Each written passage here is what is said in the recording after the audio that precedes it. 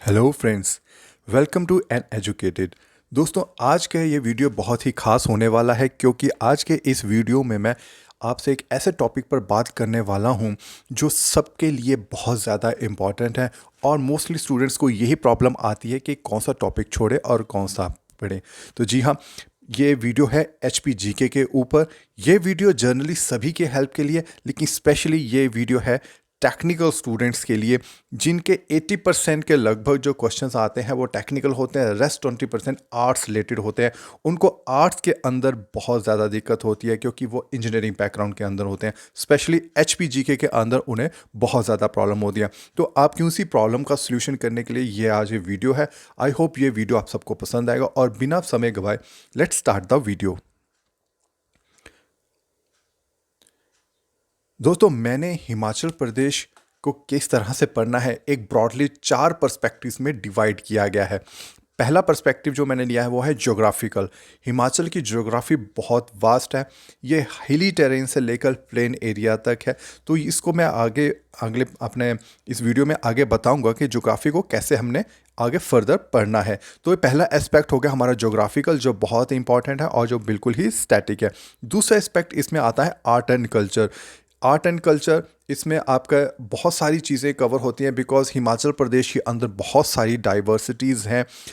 उसके बाद आता है हिस्टोरिकल पार्ट। हिस्टोरिकल पार्ट में हम पढ़ते हैं राजा राजा उनकी रियासतें जिन्होंने स्थापित की और उनकी जो क्रोनोलॉजी चलती आई उसके बारे में मैं आपको बताऊंगा कि क्या आपने पढ़ना है। उसके बाद जो लास्ट एस्पेक्ट आता है वो इकोनॉमिकल, जो कि बैकबोन माना जाता है किसी का। तो इकोनॉमिकल एस्पेक्ट के अंदर भी 4-5 चीज़ें आती हैं, वो मैं आपको आगे वीडियो में बताऊंगा। तो प्लीज़ इस वीडियो के साथ बने रहिए, ये आपके लिए बहुत हेल्पफुल रहेगा। तो चलिए अब सबसे पहले शुरू करते हैं ज्योग्राफिकल पार्ट के अंदर। ज्योग्राफिकल पार्ट के अंदर जो सबसे पहली चीज़ जो दिमाग में आती है जब भी हम ज्योग्राफी बोलते हैं तो वो होती है माउंटेन पीक्स। जी हाँ, हिमाचल प्रदेश के अंदर बहुत सी माउंटेन पीक्स हैं, हाईएस्ट माउंटेन पीक्स हैं। तो एग्जाम पॉइंट ऑफ व्यू से आपने ये ध्यान रखना है कि कौन सी पीक जो फेमस पीक है कौन से डिस्ट्रिक्ट में है और उसकी हाइट कितनी है। क्योंकि फेमस पीक्स ज़्यादा नहीं होती इसलिए हाइट ज़्यादा हमें याद रखने में दिक्कत नहीं आएगी। तो उसका ऑल्टीट्यूड कितना है, हाइट कितनी है और वो कौन से डिस्ट्रिक्ट में एस्टैब्लिश्ड है। तो ये आपको खास ख्याल रखना है क्योंकि कई बार ऐसा होता है कि करंट अफेयर में भी कोई माउंटेन पीक आती है तो वो भी आपने इसमें ध्यान रखना है। तो करंट अफेयर से मैच करते हुए चलना है। दूसरा आता है इसमें लेक्स। हर डिस्ट्रिक्ट में ऑलमोस्ट, स्पेशली जो हिल टेरेन वाले डिस्ट्रिक्ट हैं सब में लेक्स हैं। तो ये लेक्स बहुत ज़्यादा नहीं है लेकिन ये बहुत इंपॉर्टेंट है। आपको हर लेक के बारे में पता होना चाहिए कौन से डिस्ट्रिक्ट में कौन सी लेक है। जिस तरह से लाहौल स्पीति में सूरज चाल और चंद्रताल लेक बहुत इंपॉर्टेंट है। कांगड़ा के अंदर बहुत सारी लेक्स हैं, कुल्लू के अंदर है, मंडी के अंदर है, किन्नौर के अंदर कि नाको लेक है। इस तरह से बहुत सारी लेक्स हैं, आपको लेक्स के ऊपर स्टडी करना है। नेक्स्ट सबसे इंपॉर्टेंट है रिवर, जिसको लाइफ लाइन बोला जाता है। रिवर्स, कौन सी रिवर कहाँ से स्टार्ट होती है, कौन से डिस्ट्रिक्ट से वो पास होती है और कहाँ पे वो एग्जिट करती है हिमाचल को। जैसे फॉर एग्जांपल सतलुज नदी। सतलुज नदी का ओरिजिन हिमाचल से नहीं है, वो तिब्बत से ओरिजिन करती है, लेकिन वो किन्नौर डिस्ट्रिक्ट से एंटर करती है हिमाचल के अंदर और पास होती हुई एग्जिट कर जाती है बाय बिलासपुर। तो ये चीज़ें इस तरह से हमें पता होनी चाहिए। तो 5 रिवर्स हैं जो हिमाचल में फ्लो करती हैं, ये आपको पढ़ना है। रिवर्स में आपने ये ध्यान रखना है, एक तो उनकी लेंथ आपको पता होना चाहिए, उनका स्टार्टिंग पॉइंट और उनका एग्जिट पॉइंट क्या है, और सबसे वो ज़्यादा वॉल्यूम का वाटर जो सबसे ज़्यादा नदी लेके जाती है हिमाचल के अंदर उसके बारे में आपको पता होना चाहिए। सबसे लंबी नदी हिमाचल की जो सबसे लंबा पैसेज जिसका है वो आपको पता होना चाहिए। अगला है पासिस यानी कि दर्रे। दर्रे वो सेक्शन होता है ज्योग्राफी का जो दो रेंजेस को आपस में जोड़ता है, दो स्थानों को आपस में जोड़ता है। ठीक है, जैसे रोहतांग पास है, रोहतांग दर्रा है, बारालाचाला है। इस तरह से ये दर्रे डिस्ट्रिक्ट्स को भी आपस में जोड़ते हैं, ये इंटरनेशनल बॉर्डर्स के ऊपर भी है। तो ये आपको बुक्स बहुत सारी अवेलेबल हैं जिसमें ये सारे दर्रे आपको मिल जाएंगे। अगला आता है हॉट स्प्रिंग्स, गर्म पानी के चश्मे। ज़्यादा नहीं है, 5-6 हैं, वो आप पढ़ेंगे। तो इसमें आपको सिर्फ ये देखना है कि ये कहाँ पर स्थापित है और इससे ज़्यादा कुछ नहीं। ग्लेशियर्स हैं सबसे इंपॉर्टेंट, जो नदियों को फीड करते हैं। अब क्योंकि ग्लेशियर नदी से रिलेटेड है तो आपको ये पता होना चाहिए कि ये नाम का ग्लेशियर कौन से डिस्ट्रिक्ट पर है।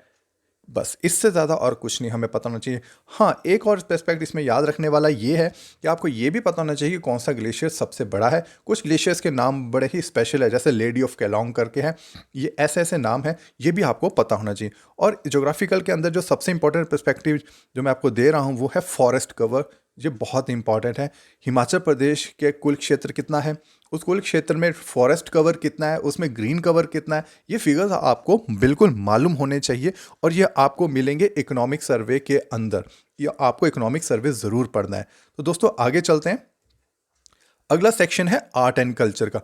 Art and culture very important. जिस तरह से ज्योग्राफी एक स्टैटिकल पार्ट है, उसी तरह आर्ट एंड कल्चर भी एक स्टैटिकल पार्ट है और बहुत इंपॉर्टेंट है। क्वेश्चन जरूर आते हैं इसमें। सबसे पहला जो इंपॉर्टेंट है वो है टेम्पल्स।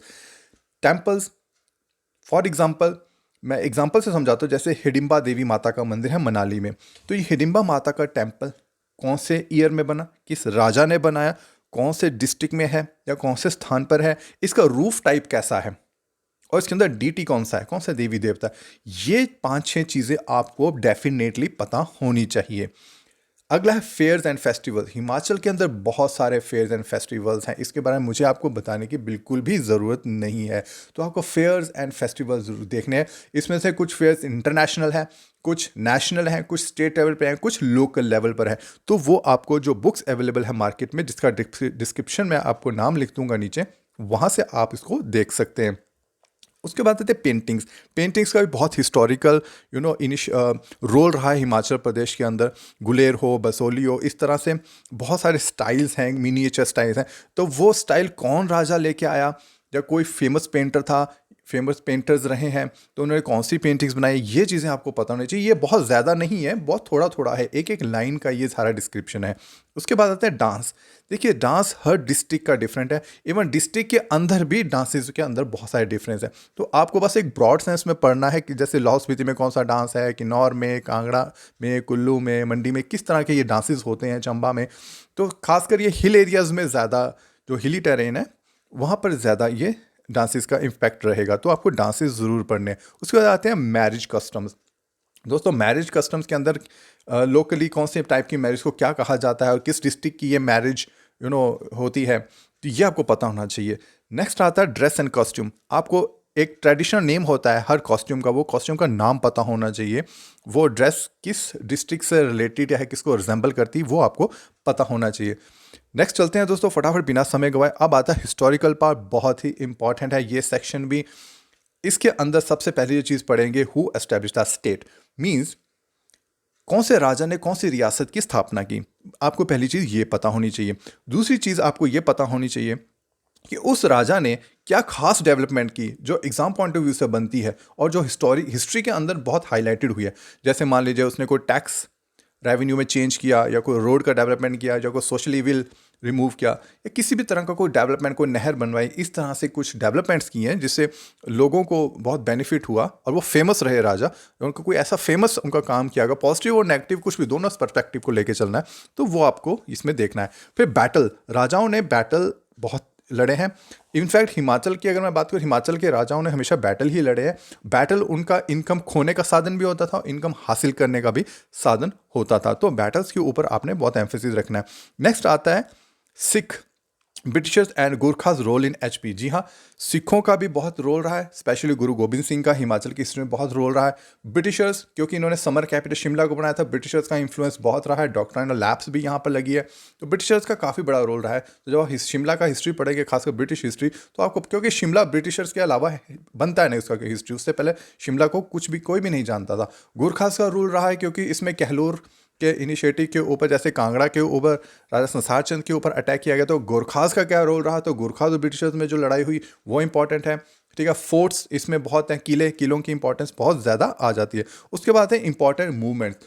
लोग कई बार अपने राजाओं से तंग होकर कुछ मूवमेंट्स वगैरह शुरू कर देते थे, चाहे वो डेमोक्रेसी हासिल करने के लिए हो, या किसी सोशल इविल के खिलाफ हो, या कोई पॉलिसीज़ के खिलाफ हो। तो वो इंपॉर्टेंट मूवमेंट, जैसे धामी मूवमेंट हो गया आपका, फॉर एग्जाम्पल धामी मूवमेंट है जैसे, तो ये इस तरह के आपको मूवमेंट्स आपको याद रखने पड़ेंगे। कौन उनके लीडर थे, कौन से ईयर में मूवमेंट स्टार्ट हुई, कौन से डिस्ट्रिक्ट में वो मूवमेंट थी, और किस चीज़ के खिलाफ वो मूवमेंट किया गया था। और इसमें लास्ट आता है फॉर्मेशन ऑफ एचपी। 15 अप्रैल 1948 से जब हिमाचल बनेगा ऐसा डिक्लेयर हुआ, जिसको हम बोलते हैं स्टेटहुड फॉर्मेशन का जो बेस बना, वहाँ से लेकर 25 जनवरी 1971 तक फुल स्टेटहुड बनने तक, यानी कि पूर्ण राज्य का दर्जा मिलने तक का क्या हिस्टोरिकल रहा, क्या मूवमेंट्स हुई बीच में, वो सारा आपको पता होना चाहिए। दोस्तों, अब जो सबसे इंपॉर्टेंट और लास्ट टॉपिक बचता है वो है इकोनॉमिकल सेक्शन, जो कि बैकबोन माना जाता है। इसके अंदर आपने एम्फेसिस करना है एग्रीकल्चर हॉर्टिकल्चर के अंदर। हॉर्टिकल्चर में आपने ये देखना है कि पर्टिकुलर का, जैसे कोई पीच है या एप्पल है, तो ये पर्टिकुलर कौन से डिस्ट्रिक्ट्स में ज़्यादा होते हैं, ये आपको इकोनॉमिक सर्वे के अंदर मिलेगा। इसके बाद आएगा फिशरीज़। फिशेज़ के ऊपर मैंने रिसेंटली एक वीडियो बनाया है, वो आप देख सकते हैं, कौन सा फिश फार्म कहाँ पर है, कौन कब स्टैब्लिशमेंट हुई है, उसके बाद बी कीपिंग का क्या स्टेटस है, कहाँ पर ज़्यादा की जाती है। फिर ब्रीडिंग फॉर्म्स जैसे गोट, शीप और हॉर्स के, जैसे चामुर्थी हॉर्स के बारे में पीछे करंट अफेयर में था, ये करंट अफेयर रिलेटेड ज़्यादा रहेगा, इनके ऊपर आपको पढ़ना है। और सबसे इंपॉर्टेंट चीज़ आपने करनी है, बजट और इकोनॉमिक सर्वे जो लेटेस्ट है वो आपने ज़रूर पढ़ना। आपका मैक्सिमम मोर देन 50% वहाँ से कवर हो जाएगा और सारे टॉपिक जो है करंट अफेयर से रिलेट हो जाएंगे। सो दोस्तों, मैं उम्मीद करता हूँ कि ये वीडियो आपको बहुत अच्छा लगा होगा और आपके लिए काफ़ी इन्फॉर्मेटिव और हेल्पफुल रहेगा एग्जामिनेशन के अंदर। मैं आपका बहुत धन्यवाद करता हूँ कि आपने अपना एक वैल्यूएबल टाइम मेरे इस वीडियो को दिया। आपका कोई भी क्वेरी हो कमेंट में लिख सकते हैं। कौन सी बुक्स आपको मार्केट से लेके पढ़नी है वो मैं डिस्क्रिप्शन में लिख दूंगा। तो मैं एक बार फिर ये कहना चाहूँगा, ये वीडियो एक जर्नल वीडियो है, लेकिन स्पेशली ये उनके लिए है जो टेक्निकल बैकग्राउंड से है, और मैं उम्मीद करता हूँ उनको ये हेल्प करेगा। फिर भी आपके कोई क्वेश्चंस हैं तो मोस्ट वेलकम, आप कमेंट में मुझे लिख सकते हैं। और अगर आपको कुछ और इन्फॉर्मेशन चाहिए तो आप मुझे ईमेल कर सकते हैं, वो भी मैं डिस्क्रिप्शन में आपको लिख दूंगा। सो फ्रेंड्स, अभी के लिए सिर्फ इतना ही, मुझे दीजिए इजाज़त। All the best.